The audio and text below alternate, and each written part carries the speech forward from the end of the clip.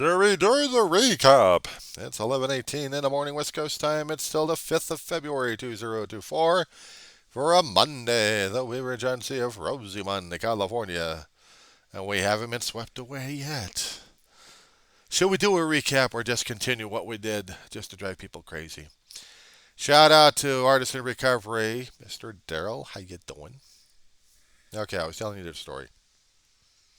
I like talking like this on some occasions because I don't get enough of it. I don't. Okay, where the hell was I? Concerning about the flooding situations we had over there? Oh, yeah. And I remember when we actually had that hurricane warning coming up the pipeline, and I'm thinking to myself, we're not going to get it, guys. We get the Santa Ana winds blowing over here about 50, 60 miles an hour. Okay, that's enough. Maybe 70, 80s if we're lucky enough in different mountain passes. If the wind's going through the canyons, they're focused. But when they're out in the plains, they're spread out, diverse, so we don't get as much. And because of the angle of the mountains we've got, we don't get the heavy duty stuff. But if it's consistent light rain, like 12 to 14 hours worth, we will get flooding. Because there'll be no, if there's no breaks, then we'll get the flooding. Because the ground is not taking enough time to absorb it all. And when it doesn't, we get the flooding. But they were talking about the hurricane last year. And I was like, we're not going to get a hurricane, dummies. The mountain ranges won't allow for that kind of activity in the first place. And if we actually get any tornadoes, we'll get tornadoes out in the west. Only if we've got about maybe 60 to 70 miles, maybe more if we're lucky. We get dust devils at about 40 or 50 miles an hour. I've seen these suckers as tall as a 2 or 3 story complex in the Antelope Valley. And sometimes they're just about human level. I mean, they're interesting to see, I'll tell you that much. Of course, you have to hold on to your hat, literally. But it's just like, okay, no big deal on this one. I've seen dust devils, no problem. But in order to have that kind of activity, we have to have clashing weather patterns to get that kind of energy going on. I've seen it in the Midwest. I've seen it closer to Colorado when they actually had the tornadoes going on. I hardly heard anything concerning about Washington or Oregon having it. Arizona, yeah. They got major sandstorms in that place. They got a major haboob. I kid you not on that terminology there. Let me.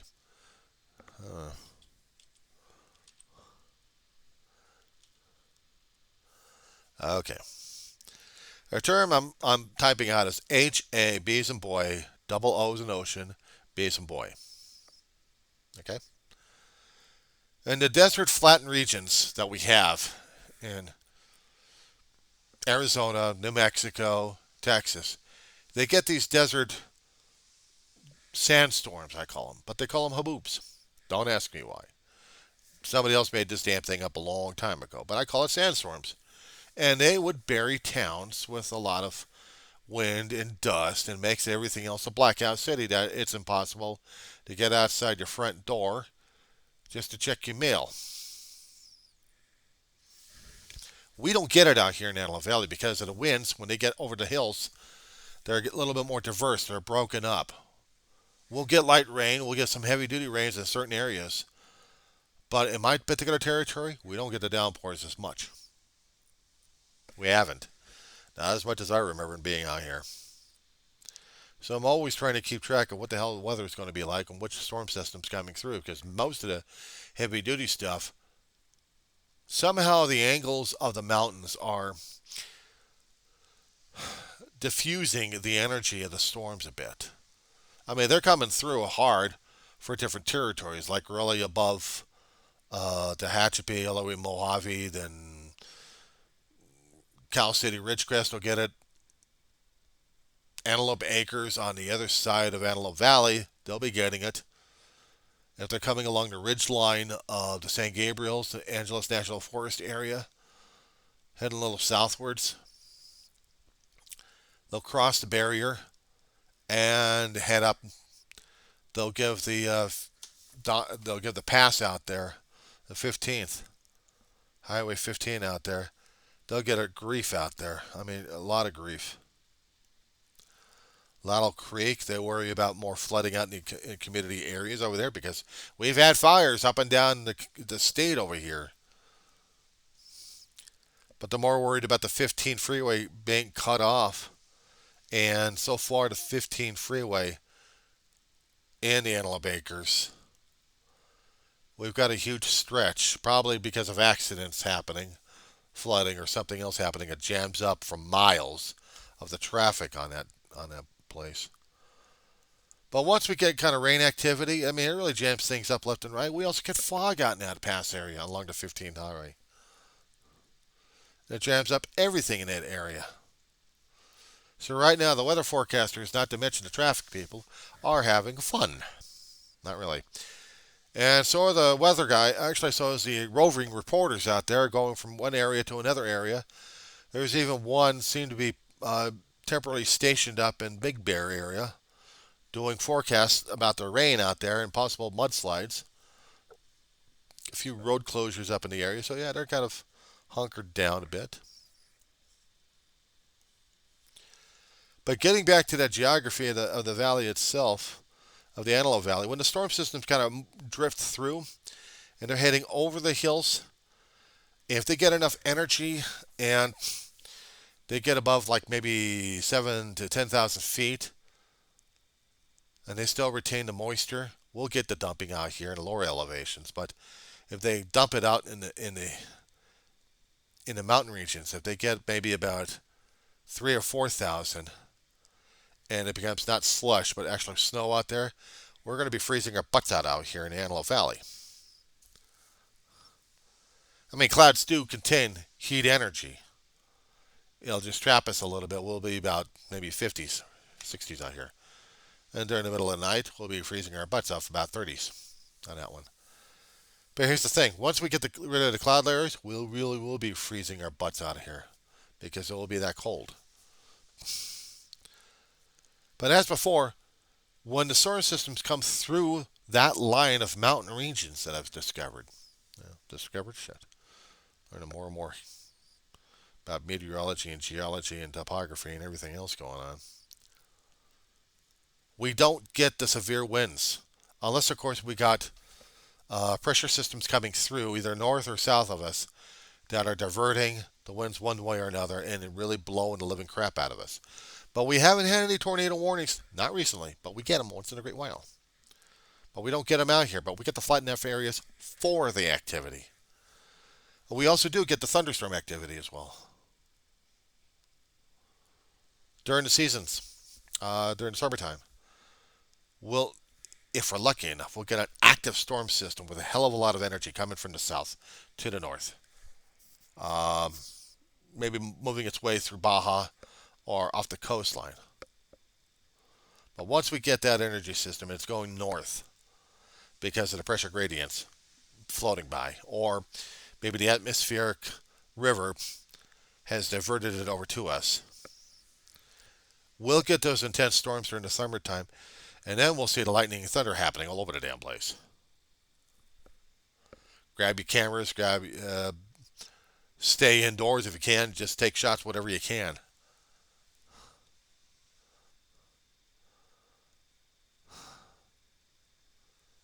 And sometimes those shots are pretty damn scary as hell. Now, I'll say again concerning about the hurricane situation. Hurricanes need active heat. They need heat energy for them to survive. And in the waters, if there's enough warmth in the water, if there's enough heat energy, they will live and thrive and survive in the water.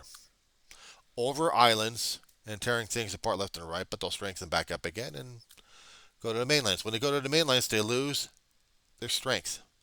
They'll turn into heavy-duty thunderstorms, but not hurricane force winds.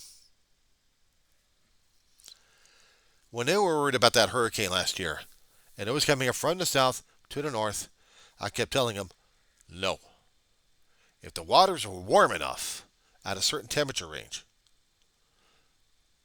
they'll be picking up the energy, and then we're a FUBAR. But there have been times living in California that I had seen almost hurricane force winds tearing everything else apart, not to mention the rain.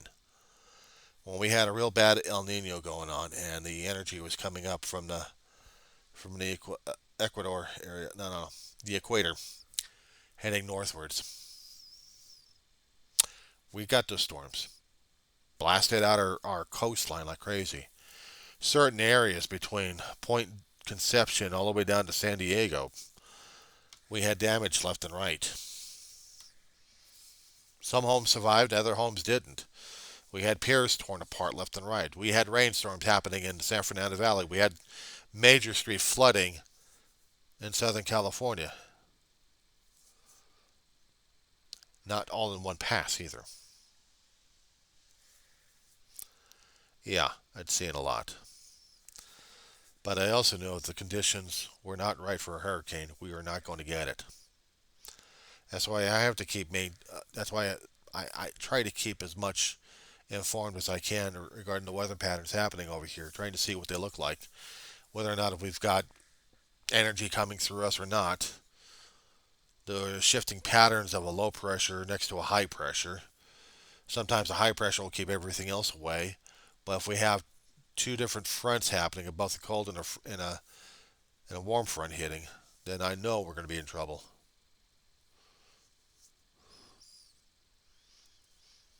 But because of the geography we've got,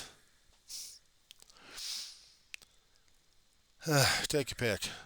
At least we're not getting nailed left and right like the East Coast does. You've got the warm waters being moved towards the north. You got the Caribbean constantly under siege. Even worse. California coastline, yeah, we're under siege. We also have eroding coastlines left and right. It's been ongoing. And we have to be constantly on top of it. The real estate's going to go to hell at this point. Well, it's been going to hell. What am I saying?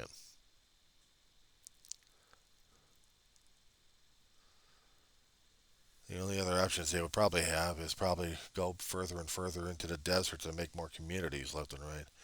But the animals we have out there are going to be pushed more and more into the human communities. The San Fernando Valley, where I came from, we still have, we have bears, we have coyotes, we have mountain lions, skunks. We got other slithering, crawling creatures out there too. Some are benign, others are not.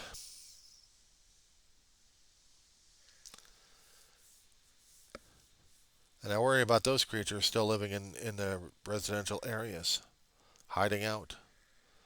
In certain mountain regions, or actually still certain hilly regions, that are designated as a wildlife area, they come out of them. Sometimes we have to keep relocating them left and right.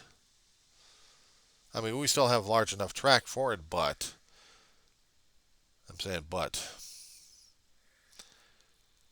we're growing. We also have financial issues out here concerning about our rent situations happening. Not enough housing, not enough resources for it.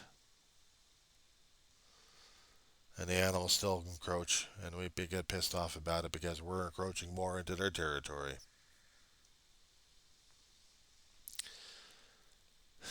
We can't live in a balanced ecosystem. Not us. That's a bit depressing, isn't it?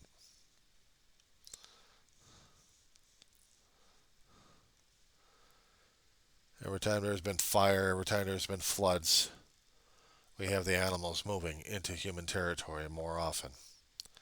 Even the smaller creatures that we had. The snakes I can't stand. The coyotes are going after kids and they're going after dogs and anything else that moves. We got bears searching through garbage cans and animal control officers tagging and bagging and no, they're not bagging them. They're tagging them, they're knocking them out and putting them back into the Angeles forest areas. Mountain lions to do the same situation, but they're territorial. They come back to the other areas. We have a county or state fund program going through in the 405 area. We have a pass, or it's either the 405 or the 170 area. Um, Mulholland? That's not Mulholland. Coanga Pass. They're trying to get an overpass, but it's too heavily over there, so they have to do it in the 405 area of getting a wildlife pass area. If they can get a crossway going on, at least the animals can cross safely on the 405. It's too heavily populated by the Coanga area. Certain areas are a little bit wild, but they're still having issues over it. It's all populated area right in those canyon areas. 405 not as much, but they still are in certain sections. But they're still trying to get wildlife area crossings going because we're getting sick and tired of running over creatures left and right. For a few decades, we've known that we've had den of mountain lions, maybe a few of them out there that are running into extinction real fast. One of them became a folk hero. It got to the point where this famous mountain lion that we actually had out here that got run over, old sick and couldn't deal. It just and there was a lot of Southern California. There was a lot of reaction beyond Southern California concerning about this mountain lion. It hurt every one of us on that one. Because sometimes we'd be able to track them. But in this situation here, it just tore everybody else apart on this one. Looks like the 405 is jammed up again. South and north. They got crashes going on. Trying to clear them off. It's 11:36 in the morning, almost close to afternoon right now.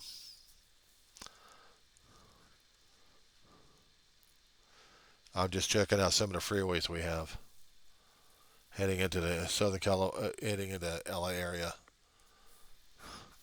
Seeing road closures in the freeway areas, jam ups, accidents.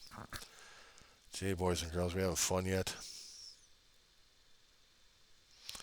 Certain road closure, Baldwin Hills area. They were talking about that earlier this morning because of sliding into hillside areas.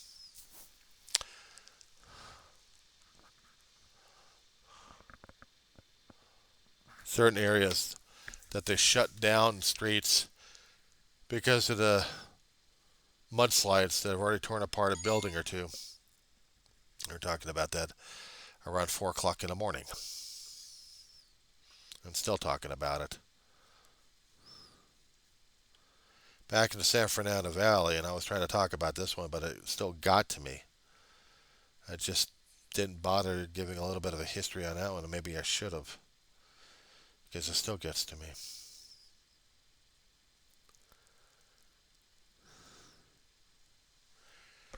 There was... Well, maybe I'll do another video on that one. Screw it.